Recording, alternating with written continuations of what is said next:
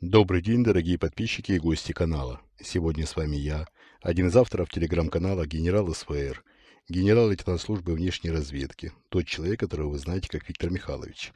Сегодня у нас четверг, 17 августа. К сожалению, вчера был просто невероятно занят с утра до самой-самой поздней ночи и, к сожалению, не успел записать ролик. Я думаю, что вы не сильно расстроитесь из-за того, что ролик вышел не в среду, а в четверг. Ну, тем не менее, еще раз извиняюсь. Итак, перейдем... перед тем, конечно, как перейти к обсуждению событий, которые произошли накануне, давайте я вам напомню, что в описании к этому ролику можете оставлять свои вопросы. Перед тем, как оставить свой вопрос, пишите слово «вопрос» или ставьте знак вопроса. И на ваши вопросы я отвечу уже завтра, в пятницу, либо в субботу. Посмотрим, как буду успевать. Времени, к сожалению, катастрофически не хватает. Занят все время с утра до вечера и до поздней ночи. И часто бывает, что и практически до утра. Потому что время разное, и работать приходится очень много. Вы прекрасно знаете, что грядут большие перемены, грядут большие события. Посмотрим, как все будет развиваться. Есть большие надежды. Как всегда вспоминаю произведение Чарльза Диккенса «Большие надежды». Так вот, есть большие надежды, что в скором времени все будет меняться. Так, давайте сразу перейдем к темам. Ну, во-первых, аварии и катастрофы. Мы уже с вами совсем недавно обсуждали, я говорил, что со временем катастрофы, техногенные катастрофы будут случаться все чаще и чаще. Виной всему, во-первых, безалаберность, во-вторых, этот режим занят совсем не теми делами, которыми должна заниматься нормальная власть в демократической стране.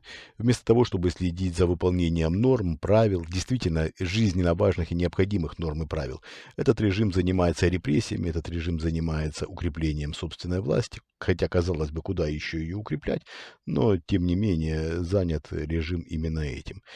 Плюс внутренние дрязги, плюс заботы экономического характера, которые в последнее время буквально нахлынули.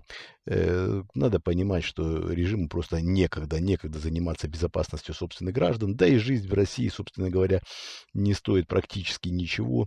И это сказывается, конечно, на соблюдении тех необходимых норм и правил, в том числе и по технике безопасности, которые есть и которые всегда необходимо выполнять. Ну, я думаю, что наши уважаемые зрители и слушатели прекрасно понимают, что если какие-то правила для обеспечения безопасности, для обеспечения техники безопасности, если они придуманы, если они разработаны, ну, то, вероятно, не разработаны с какой-то целью. Я думаю, что вы прекрасно понимаете, если большой трафик машин и вам горит красный свет, как пешеходу, навряд ли вы станете перебегать дорогу, да, если вы не самоубийца.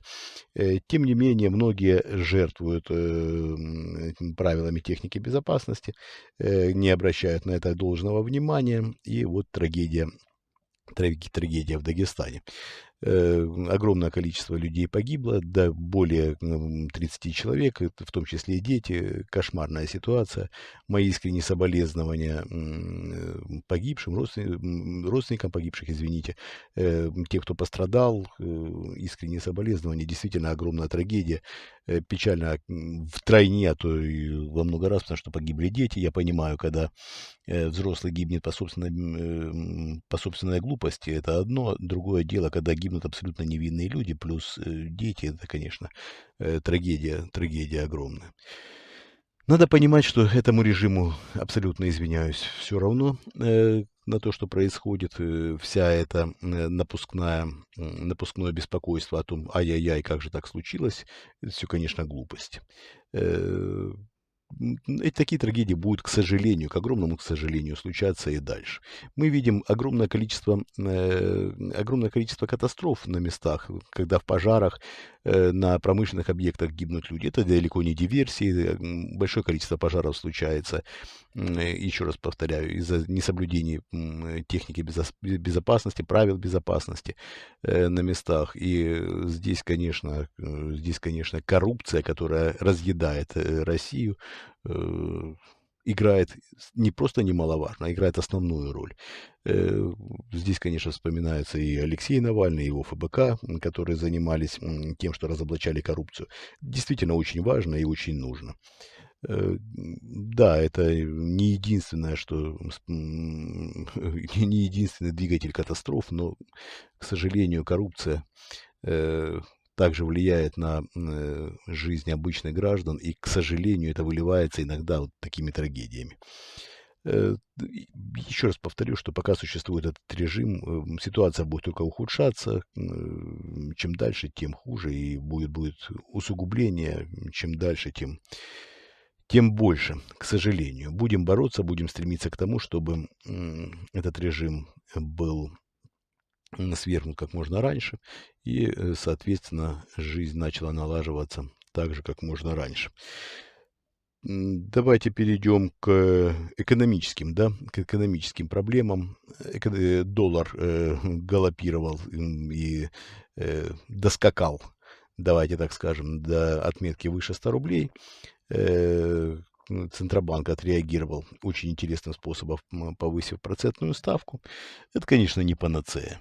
Это удар прежде всего по рынку строительства. Это удар по тем людям, которые мечтали взять ипотеку. Есть и такие люди, для наших уважаемых зрителей и слушателей. Многие удивляются таким вещам, что люди берут ипотеки в нынешнее время. Да, люди берут ипотеку, многие мечтают взять ипотеку, ну, просто потому, что другого выхода нет.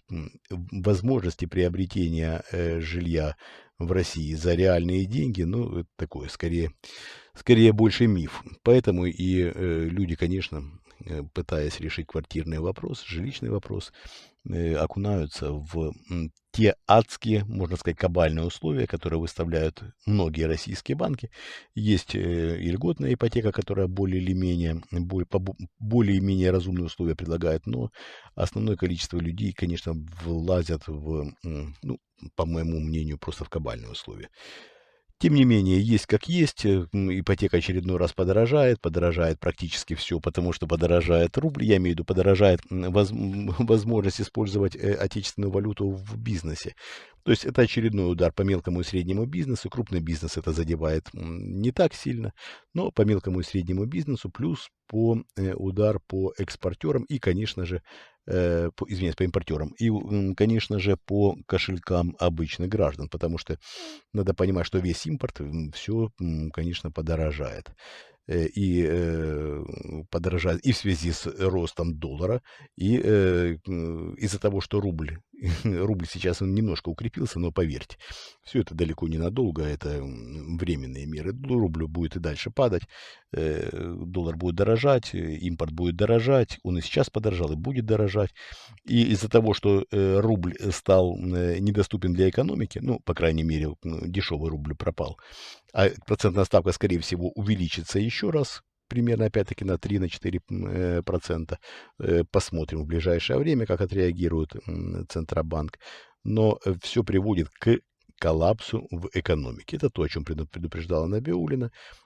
Собственно говоря, других способов бороться с теми проблемами, которые есть сейчас, ну, Набиуллина не видит. И надо отметить, что нынешнее российское руководство, конечно, ведет страну, повторяю, в очередной раз и в этой сфере к большой беде.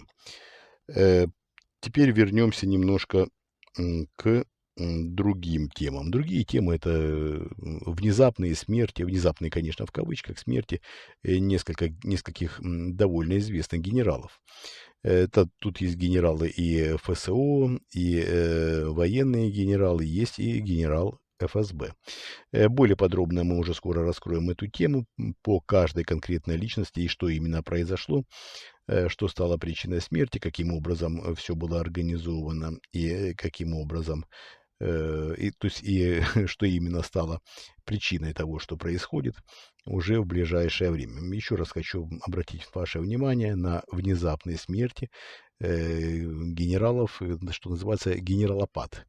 Давайте это так назовем. Да, это, конечно, не те кристально честные люди, о которых стоило бы повсеместно скорбить. Тем не менее, ситуация и тенденции очень интересны.